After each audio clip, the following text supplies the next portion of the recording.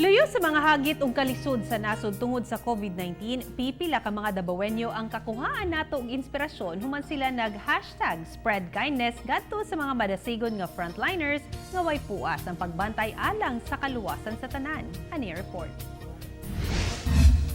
Ubay-ubay ang mibilib sa gipakita ni Darren Patrico, usa ka entrepreneur human siya ng hatag og kapin 250 food packs ngadto sa mga personal sa SPMC, AFP, PNP nga mga frontliners sa syudad.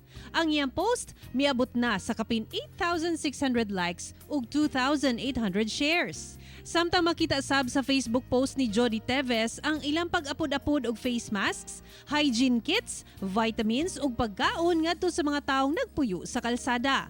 Mapasalamaton sab ang mga personal sa SPMC sa mga Dabawenyong nanghatag og pagkaon alang sa ilang mga doktor ug nurse.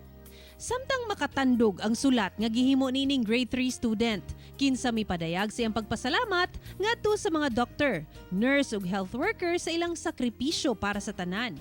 Gani, nagdrawing pa kini og star isip pagpasidungog kanila. Pipila lang sila sa atong mga kapuso nga nakakita og silver lining sa tanang nahitabo karon sa nasud ug sa kalibutan. Daghang salamat sa inyong mga maayong kasing-kasing. Unta, pamarisan mo sa tanan. Busa, let's #spreadkindness mga kapuso. Ako si Sarah Hilomen Velasco para sa One Mindanao.